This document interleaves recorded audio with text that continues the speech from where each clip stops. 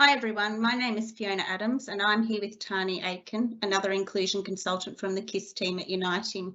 We've put together this two-part session to support you with how you guide children's behaviour in the settings you are working in. I'll be presenting the first part of the session. We will then move to Tani, who will present the second part. In the first part of the session, we'll start with a little background knowledge and theory. Then we will carefully compare the two approaches of positive behaviour guidance and the more traditional behaviour management approach. Throughout the session, we will delve into some specific examples of behaviours that require guidance. Many of these are quite common and you have likely encountered them at some stage during your role as an additional assistant. More importantly, we will provide you with some strategies that you can reflect on to support you in guiding behaviour more consistently and effectively.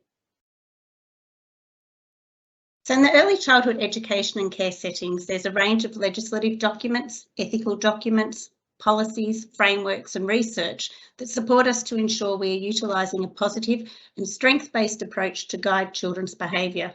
Why do we have these documents? Research shows quality education and care early in life leads to better health, education and employment outcomes later on. So these documents set a benchmark to ensure we are providing children with the best possible learning experience. And a critical and very important part of this is guiding children's behaviour appropriately.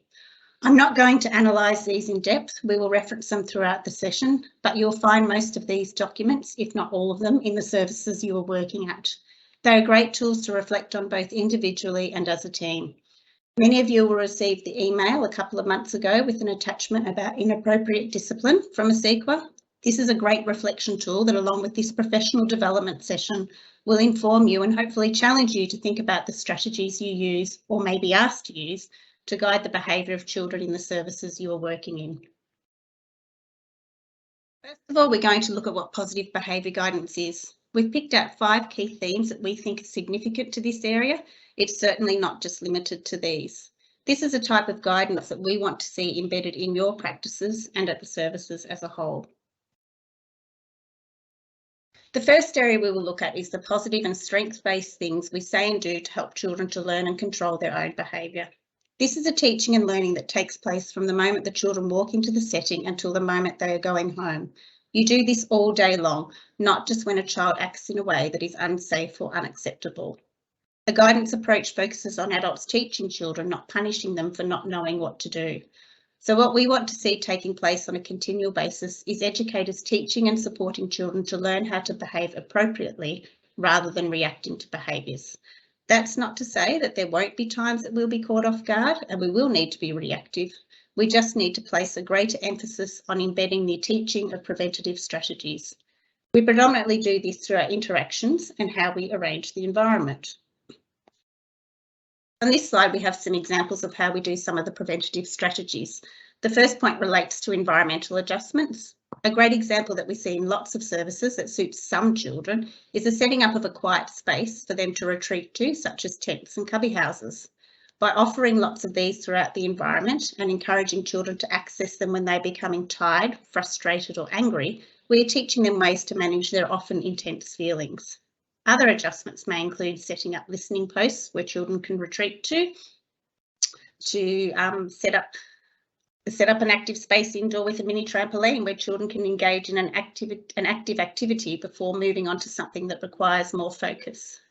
Keep in mind that these strategies are just examples, so for some children a quiet corner or cubby may be a powerful tool. For others, the listening post may be more beneficial.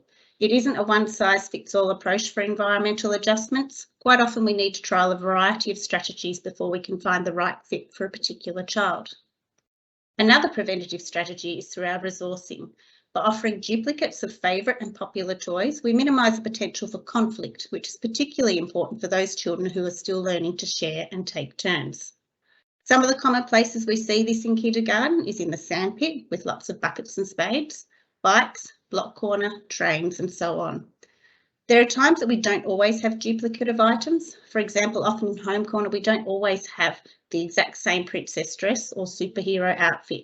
If your resourcing doesn't allow for having multiples of items and is therefore going to trigger specific behaviours in children, it's worth considering whether the item should actually be available. The next point looks at intentional teaching. What we mean with intentional teaching is that we are being deliberate and purposeful. So we might identify that there are a number of children who are becoming quite frustrated and angry with the waiting and turn taking involved in group games. As a result, we plan and implement a group soccer game outside, with the focus being on teaching the children strategies for managing frustrations and disappointment. The second last point to look at is a very powerful and effective tool of modelling. So you could be doing a puzzle and modelling being frustrated because you are finding it challenging to complete. You say to the children you're feeling frustrated and model taking 5 deep breaths to help you calm down. After taking the breaths, you acknowledge that it helped you to feel better and that you're ready to persist with the really tricky puzzle. And finally, we look at the small and incidental things that you do throughout the day where you focus on what you want children to do rather than what not to do. So this is where we use a language that emphasises do rather than don't. For example, we say slow down and walk rather than don't run. We say use a quiet voice inside instead of don't shout. We say keep your feet on the floor, please, instead of don't put your feet on the table. So the next slide ties in quite nicely to the first point. There are no quick fixes to guiding children's behaviour, especially when it's challenging. As with all other areas of learning for children, it takes time and is a learning process. There are many skills children need to build on and learn as a foundation for understanding how to behave.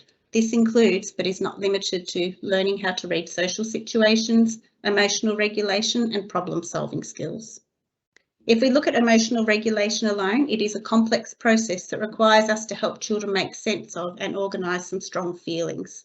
This develops over time. It starts at birth and continues through to adolescence and sometimes even beyond. In a nutshell, it involves children learning to understand the feeling of an emotion, learning to recognise and name feelings, and learning strategies to manage the feelings. A great example of this is anger. Children need to be able to identify the rumbly feeling in their tummy, feeling tense in their body, the want to yell and scream and feeling hot and shaky means that they are angry. They then need to be able to figure out a way to deal with these feelings in a safe and healthy way.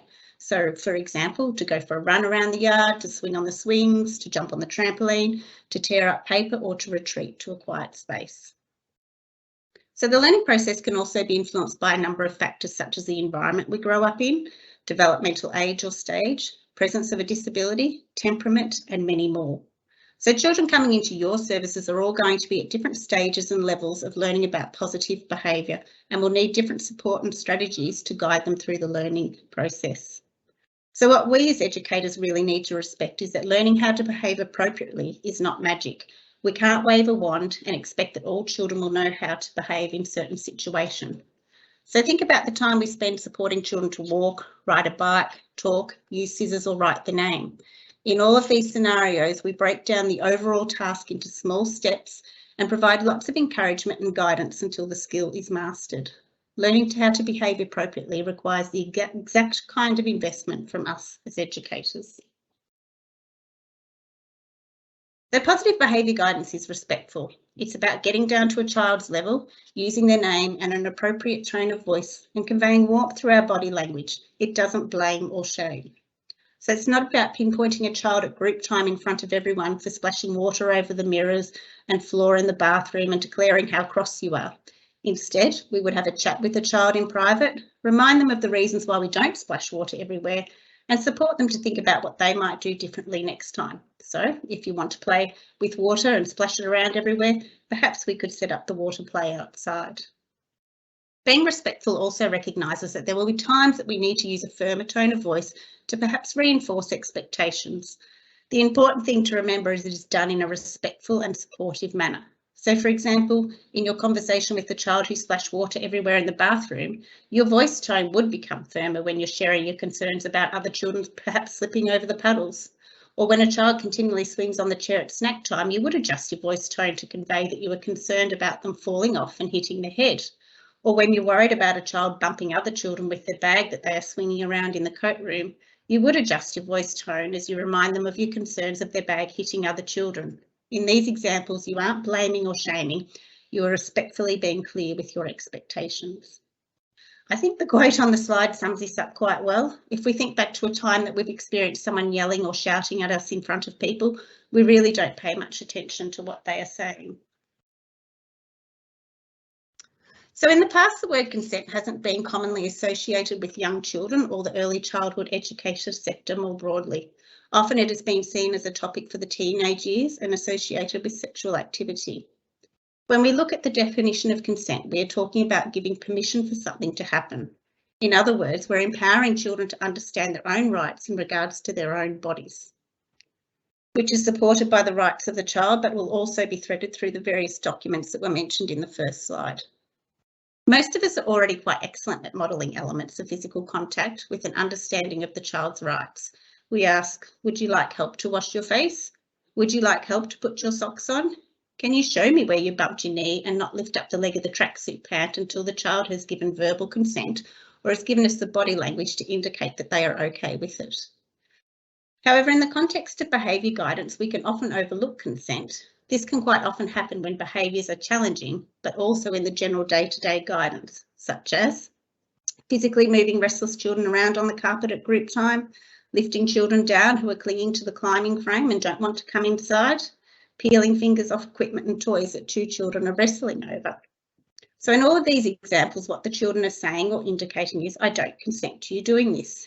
In the first case of moving children around on the carpet, quite often we come up behind them and move them quickly without them even being given the opportunity to consent to it.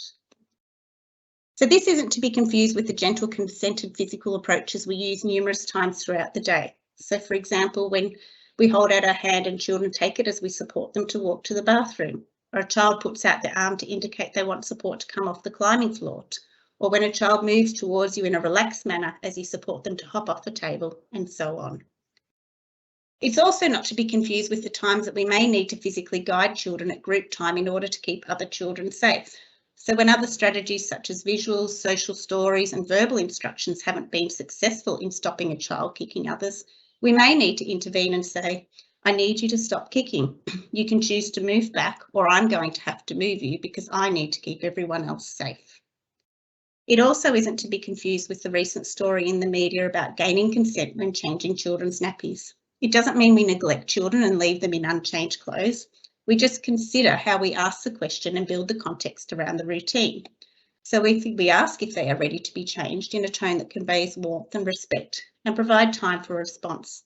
If they say yes or indicate yes through the body language, we follow through with the routine. If they say no, we consider other strategies. For example, first you finish your drawing, then we'll go to the bathroom. If they are resisting putting a nappy on during the routine, we perhaps give them a choice of 2 nappies to choose from.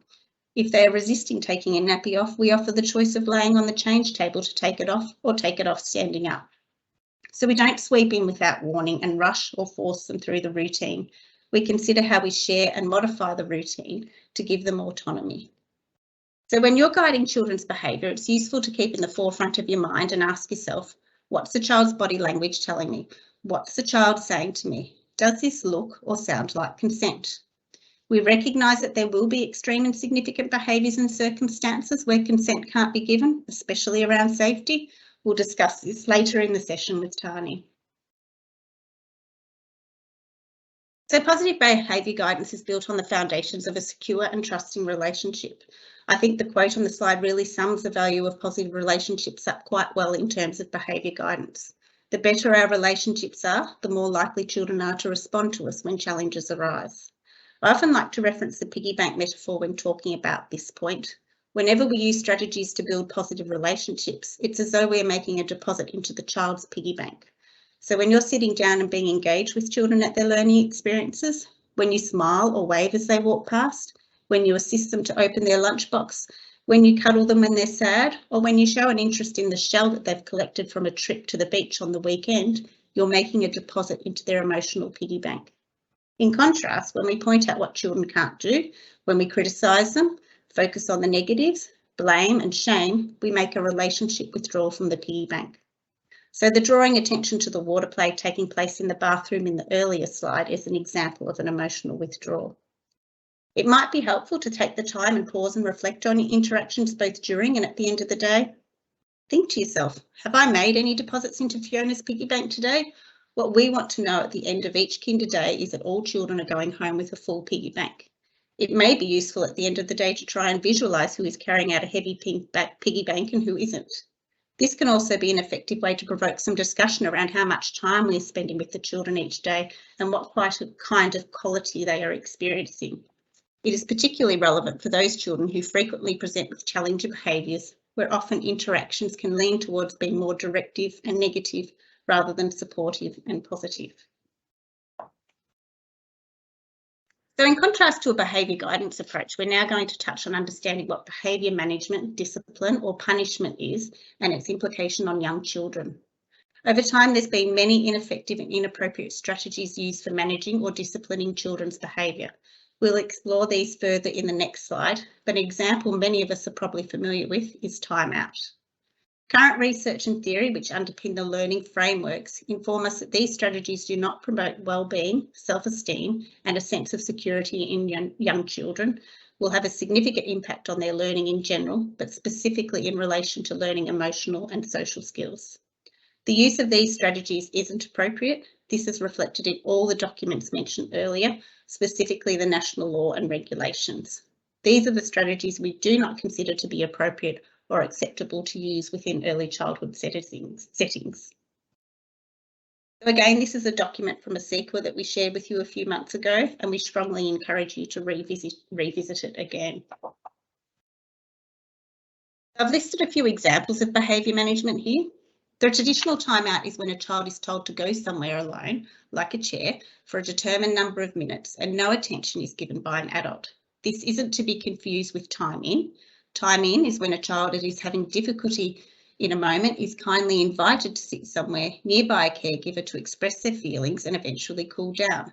Time in is supportive and with an adult. Time out has no support and quite often involves a child being alone or ignored. The second one is blaming, shaming or belittling. So a child throws a ball and knocks over a pot plant on the shelf, causing it to break, and the educator may say in a cross tone, "You've done it again. How many times have I told you to kick the ball over the other side of the yard?" Or it could be an educator in a condescending tone saying, "You're wet again," and this child is learning to use the toilet and doesn't make it to the bathroom in time. Blaming and shaming isn't only limited to verbal interactions. It's important to keep in mind what our body language is conveying. For example, when you're changing the clothes of the child who wet themselves, is your body language conveying warmth and support, or are you abruptly moving through the routine with no conversation or interaction? The next one relates to physically moving children around without consent. So again, this is persisting with leading children by the hand when they're clearly resisting. For example, you want the child to do a painting, they don't want to do it and pull away, but you continue to lead them where you want them to go. Or it's making a child sit in your lap at group time when they resist. And the last one is an excessive use of negative language. So think back to the piggy bank metaphor. If you feel like your language is constantly negative, make a change. Start focusing on filling the piggy bank with positives. Children don't thrive in a learning environment where they're constantly told what they can't do. If we think back to everything that we've discussed, we compare the language to really highlight to us the difference between the two approaches. As we can see in the first column for behaviour guidance, the language is very positive and probably makes us feel safe, secure and comfortable. The language in the second column relates to behaviour management and is cold, harsh and threatening. If you are placed in each of these environments that focused on this style of interaction or guidance, what one do you think you would thrive in? What one would you feel safe in? And what one would you like to come back to? As we move forward through the session, we've created a couple of reflective points to keep in mind as we discuss possible scenarios coming up later. These might support you to think about if your strategies are in alignment with our current understanding of positive behaviour guidance. So, how would you feel about this strategy being used on a child you know? How would this strategy look to someone walking past? Would I do or say this in front of a parent? Has this strategy been consented to by the family? Does this strategy reflect consent, warmth, dignity and respect? If you answered no, or I don't think this would look good to someone walking past the playground, or I wouldn't do or want someone to say or do this to my child, or I wouldn't do this in front of the child's parents, the chances are the approach you are using doesn't align with theory, research, regulations and law. That's it from me. What we have discussed so far has perhaps challenged you to think about your current practices, but also provided you with some ideas on how to create a positive environment and minimise inappropriate behaviour. We do recognise that there will be times that behaviour will become challenging and that will need to intervene. In the next part of the session, Tani's going to focus on guiding you in providing positive strategies both before and when challenges arise. I'm going to hand over to Tani now. There might be a slight pause as we change over. Thank you.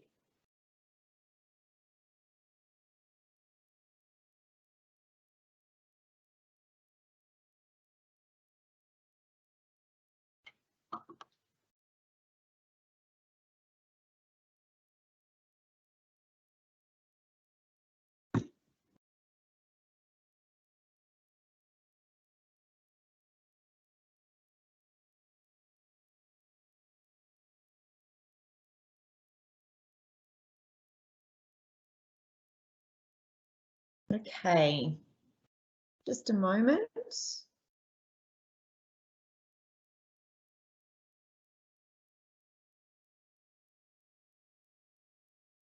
Sorry, I just can't seem to get myself up on screen. Oh, I think I just can't seem to get myself over there. Just a moment. Not sure, Fiona, if you can send that live with mine onto the live. I just can't seem to get mine up onto the live screen. There we go. I think we're right now. Just a moment. There we go. Apologies for the delay. Okay, thank you, Fiona. So I'm going to talk a little bit more about the strategies to guide our positive behaviour support with children. So my name's Tani Aitken and I'm a KISS consultant, and I work with Fiona and supporting teachers and educators around strategies to support the inclusion of children into the program. So what I'm going to talk about today is I'm going to talk about reactive and proactive strategies. So what you might do immediately after the behaviour occurs and what you might think about prior to the behaviour occurring again. I'm going to touch on physical support, what that means, things for you to consider. I'm going to also talk about restraint and then how you can actually put some of these strategies that we talk about today in place.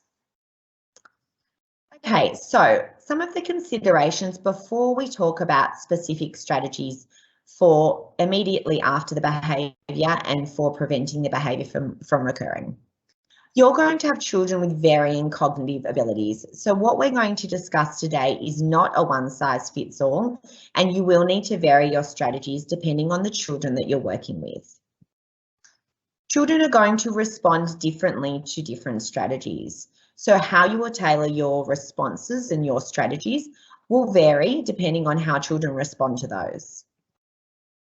What we're wanting is for the intent to stay. We're not asking you to stop trying to help the child to change their behaviours. What your intent is going to stay. We're just asking you to consider the way that you approach the behaviour and the strategies you put in place.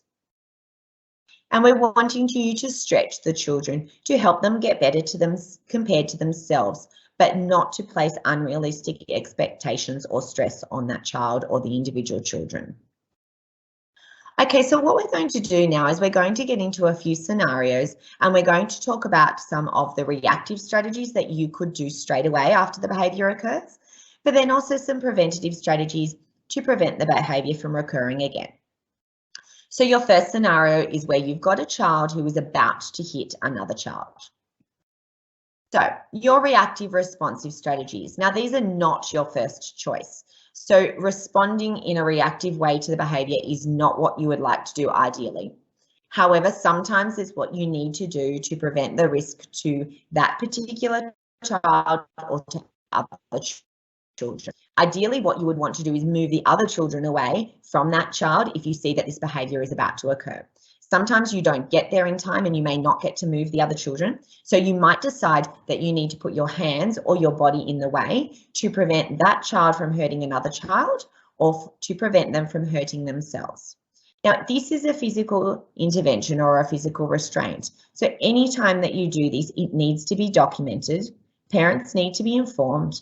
And you need to be aware that additional assistants aren't to be involved in physical restraint unless it's in a behaviour support plan and Uniting has agreed to it. However, You may decide to put your hands or your body in the way to prevent this immediate risk of danger to the child, and you might be doing this to protect that child or to other children. But what I want you to consider is always protecting yourself and how you are going to justify your actions if questioned about the way that you responded to this behaviour in the situation. What you really want for this particular situation is to look at what you are going to do proactively, preventatively, to prevent this behaviour from recurring again. So what you need to understand is the triggers for this child and minimising the triggers. A really great, easy way to understand what the triggers are for a particular child is to observe what it is that's happened before the behaviour occurs that might have caused the behaviour to occur. So what has happened directly before this child is about to or goes to hit another child? What is it that the child's trying to communicate? All behaviour is communication. So is it that they're trying to communicate that they don't know how to resolve a conflict? So they hit another child because they want the toy that the other child has and they don't know how to get it from them when the other child says, no, you can't have it. What is it that they are trying to communicate? What are the skills that they need, and how are we going to teach them those skills? So do they need skills of learning how to enter the play? Do they need skills of how to take turns? Do they need to learn how to resolve conflict? And this is where we need to teach them the skills that they need in order to provide them with an alternative to hitting another child. We need to understand the build-up, and this is where we need to look at the triggers for children and the signs that the behaviour is building. Maybe they're getting a little bit more anxious. Maybe they're getting a little bit more frustrated. And what are those signs in that child that show you that they're starting to get a little bit more frustrated and they might need some support or redirection? This is also where we can think about preventative breaks.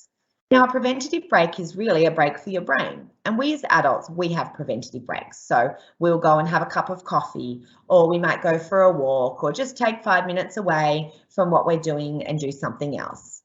Now, for children, preventative breaks are important for all children and they all need them. And these breaks can prevent the build-up of frustration, they can prevent the build-up of anxiety, sensory overload. They're helpful for all children. So what a preventative break might look like for one child could be very different for another. So a child that likes water play, a preventative break or something that's calming for them might be some play with water. For a child that likes playing with dinosaurs, they might be really interested and they might sit down and they want to play at the table with the dinosaur toys for 5 minutes. For another child, it might be going outside and having a swing for 5 minutes on a swing outside. So remember, what a preventative break is for one child will be very different for what it is for another child. Now, if you are needing to put these kind of strategies in place and you've got a behaviour such as a child hitting another child, it's a regular, ongoing, recurring behaviour. It needs to be documented in a behaviour support plan.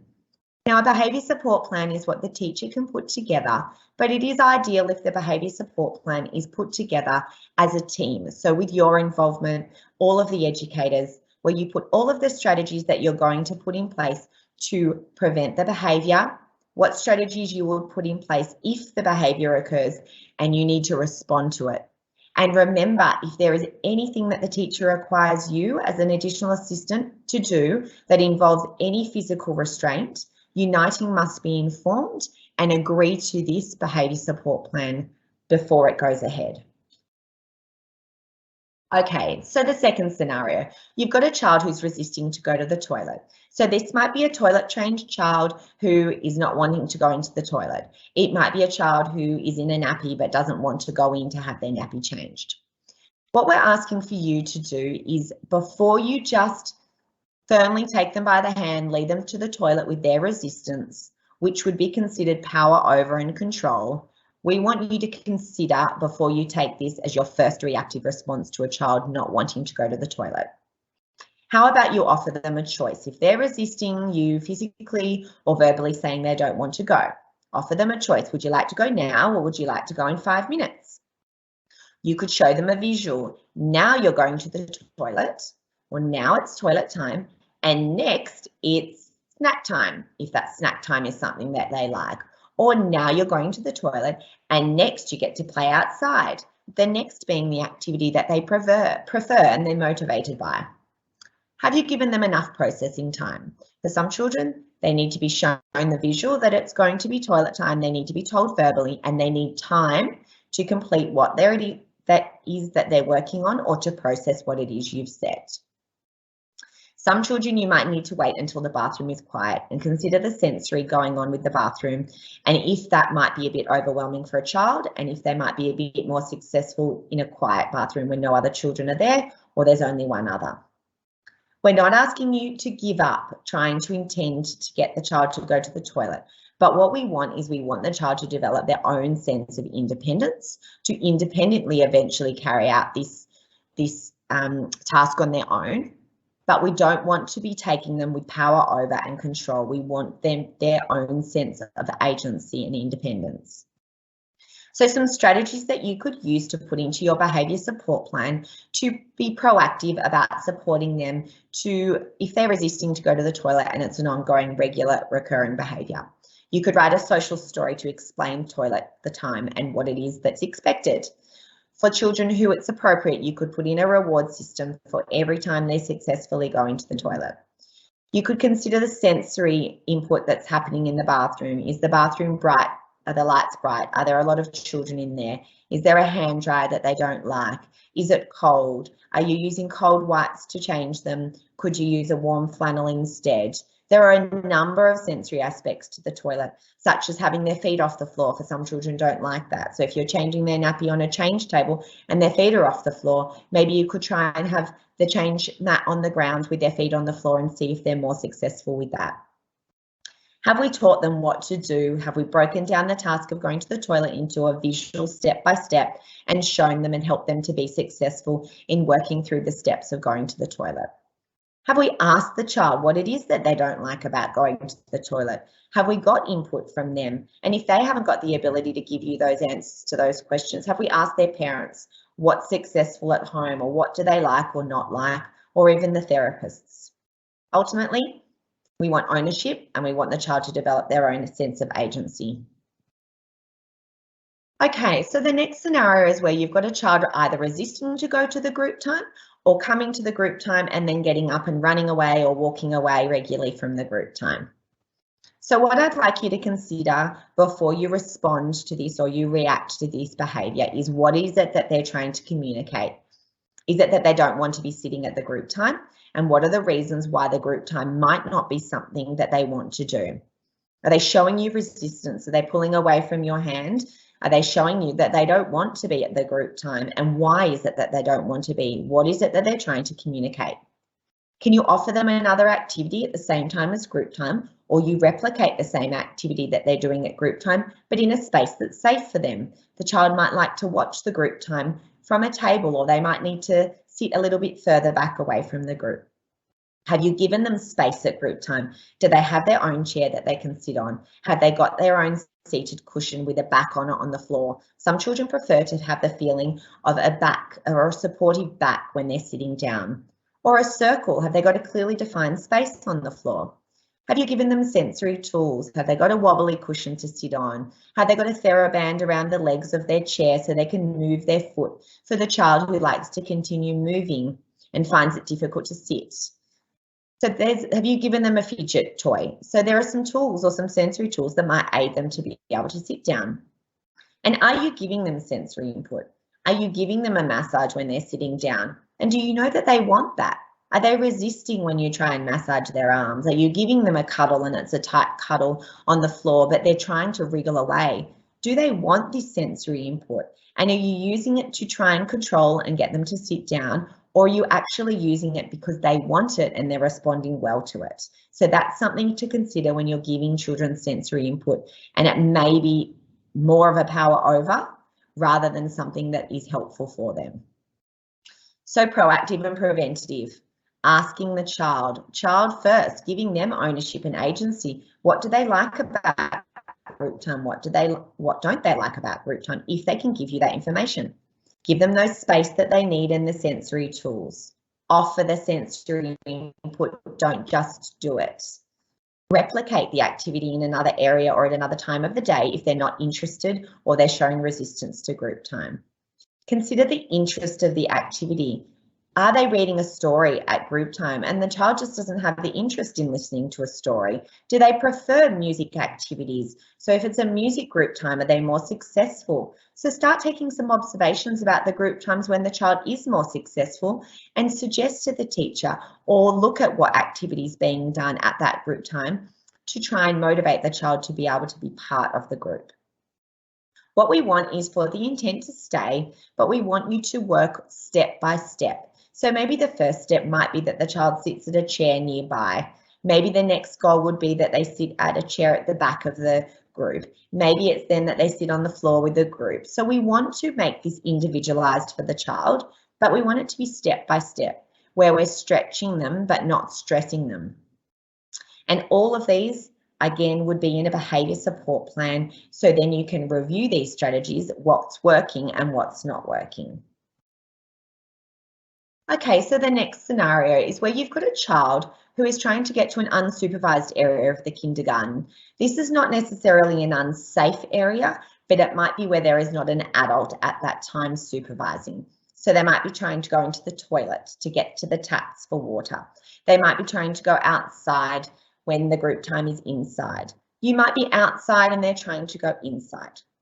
So what I want you to consider when you are implementing your reactive or your responsive strategies is that if you are blocking the child from going to another area that is not of immediate risk of danger to themselves or others, and you're not using it to prevent harm or to reduce that danger, it's actually a physical restraint. And I want you to consider before you put your body in the way or you hold your hand on the door to keep the door shut, that you actually are physically restraining the child or you're blocking them, which is a power over strategy. It's not helping them develop their own sense of agency or control or choice.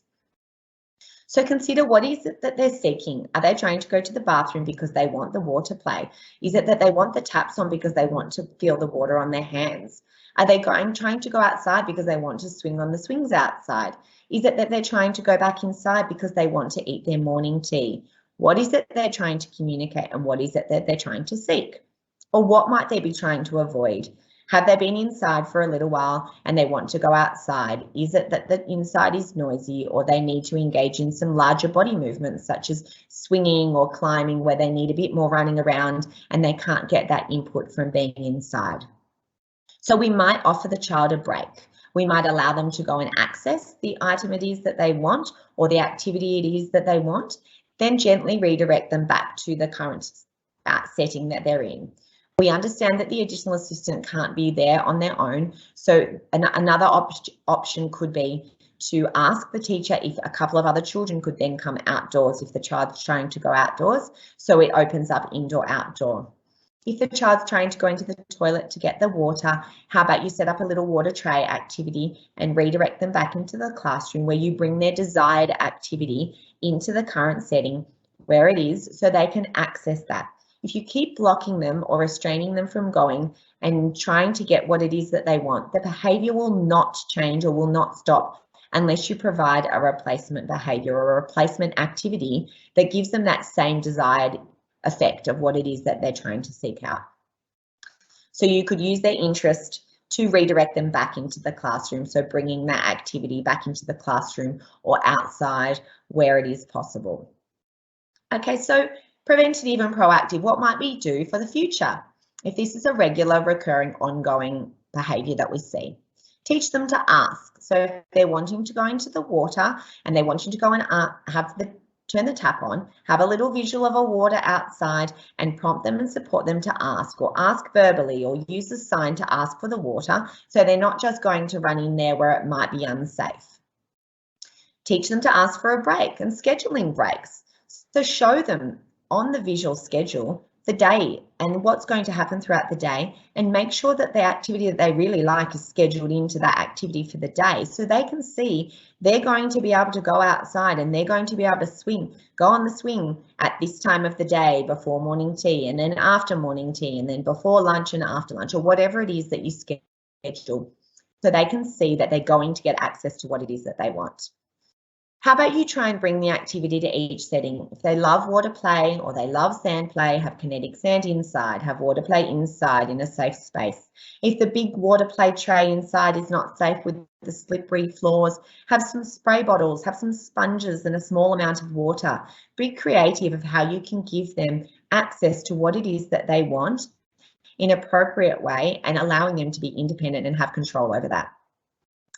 So considering the sensory as well, some children just need a break from their current environment, and this is where an indoor-outdoor program is really effective because it helps them to manage their own sensory input. When it is overwhelming, they can find a quieter space. When the classroom gets very loud, you could give them headphones to use, or if you've got an indoor-outdoor, they can freely move to a space in the kindergarten environment that allows them to manage their own sensory input. Again, all of these strategies would be in a behaviour support plan. Okay, so this scenario is where you've got a child that's outside and they don't want to come. So they don't want to transition inside after outside time is finished. So we need to react and respond to this by giving them enough processing time, giving them a visual cue and showing them and telling them verbally that outside time is finished soon and it will be inside. We can show them with a visual timer and give them plenty of warning so they know that the transition is coming. We can motivate them to transition to the next environment with something that it is that they really like. And you might have a separate little box of some really motivating items for those children who find transitions difficult, and you only use them at the transition time to motivate them to come to the next environment. Always consider if the child is resisting when you're taking them by the hand. They might come with a gentle prompt or a gentle handhold to walk them inside, and that might be fine. But if they're resisting and we're continuing to work against that resistance, we are not helping them develop their own sense of agency. We're using power over and control. Some children might like to avoid the crowd, so they might like to come inside after everybody else has come in, and they might find lining up difficult as well. So that might be something that you don't get them to do. And again, indoor-outdoor is a really easy solution because you're reducing the number of transitions that the child is going through throughout the day. So you're proactive and you're preventative. You suggest to the teacher that you run the indoor-outdoor. We understand that teachers are in very different places and this may not be the answer due to staffing or due to their programming that they've set in place, but it is a very easy solution to children who are having transition difficulties. Replicate the activity that they're loving outside that they want to continue on doing and have that set up for them inside as well, so they've got access in that other environment to what it is that they really enjoy. Before they go outside to outside play, show them on a first outside, then it's lunchtime. So they know that they're going outside, but after outside there's going to be something else. So it doesn't come as a surprise or as it can help with the difficulty of that transition away from their preferred environment, such as outside. And reducing the number of transitions throughout the day can help for those children. Okay, so our final scenario we're going to discuss today is a child who is requiring or is being physically directed a lot of the way throughout the day to follow the routine. So this is the child maybe who has a diagnosis of ASD, maybe level 3 diagnosis, who needs quite a lot of support to engage in the routine throughout the day. It might be a child who's just really interested in particular things throughout the day, but doesn't want to move on to other activities. But any time that you are physically moving a child with resistance from one activity to another or physically prompting them, it is a physical prompt. So it is something that would need to be documented and it would need to be in a behaviour support plan. What we want is we want the child's consent and agency. So we want the child to develop their own sense of independence, and by fully physically prompting their child to move from one activity to another, or using hand over hand to help them to wash their hands, or directing them by the shoulders to their lunch bag and helping them pick up their lunch bag and sitting down at the table, hand over hand helping them open their lunchbox. These are all physical prompts, and we're not helping the child to develop their own sense of independence. So how could we react, or could we respond to a child not wanting to follow the routine? We could show them a visual of the routine. We could have the visual routine of the day. We could show them visual schedules We could show them individual visuals. We could tell them with a verbal rather than a physical. We could use a sign. We could also use a point or a gesture. We could also use a gentle tap on the back or a tap on the shoulder or a tap on the arm before we go into the full physical prompting of a child to move them or help them follow the routine. We need to ensure we've given them warning before we're going to get them to move to the next activity or follow through a routine. We can show them a visual timer and we give them enough time to process what it is that we've asked. So what we'd like to do for a child who needs a lot of physical support is to put a behaviour support in plan with these strategies that we're talking about: visual schedules, individual sign language, verbal, so other prompts that aren't a full physical prompt. We need to break down some tasks into small steps. We can show these tasks step by step on a visual cue where we're teaching them what to do. So how to wash their hands, how to unpack their lunchbox, how to put on their shoes and socks, showing them by breaking down the task.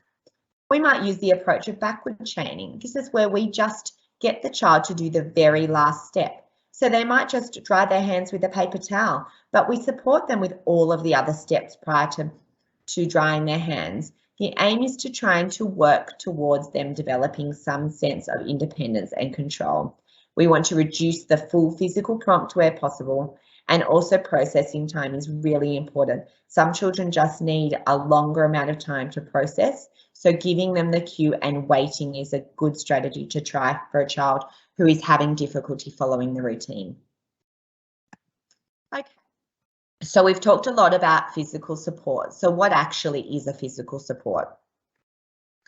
That's moving or guiding a child through touch. Now, as Fiona mentioned, there is a difference between a gentle guiding a child through an activity or gently helping them down from a climbing frame or holding their hand and gently walking through with them to the classroom from the outside.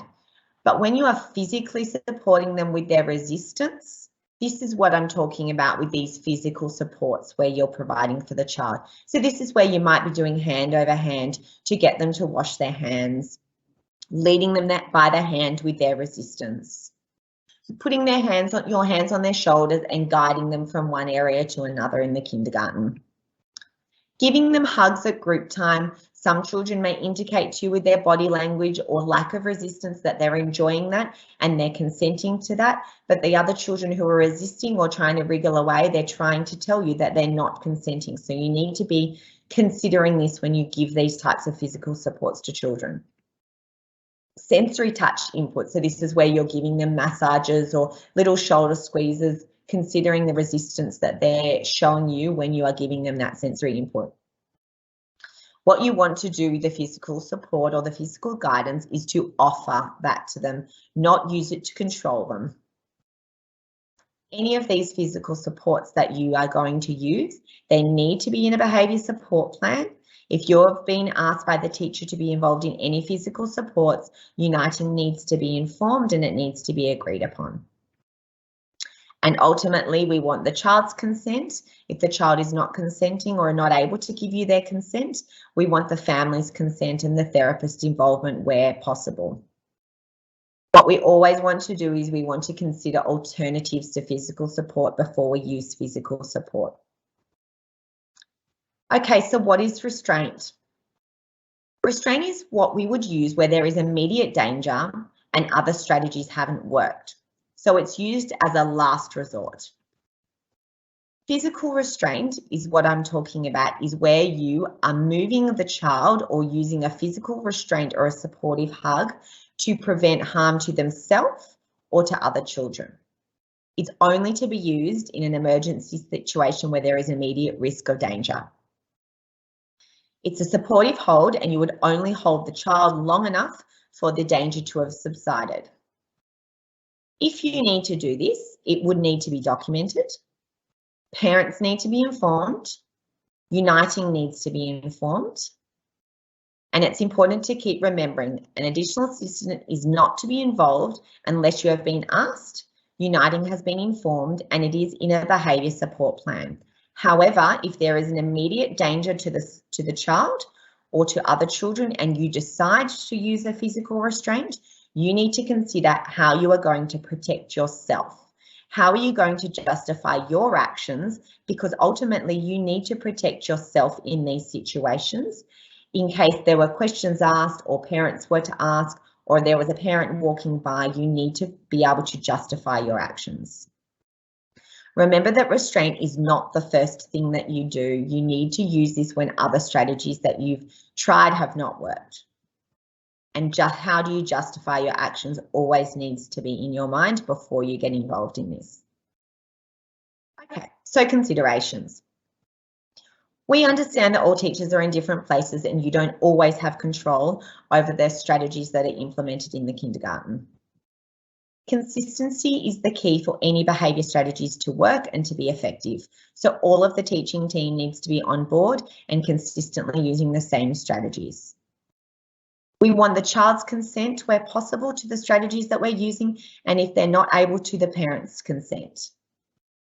We don't want our strategies to be surprising for the children. So this is where being proactive and preventative is so important.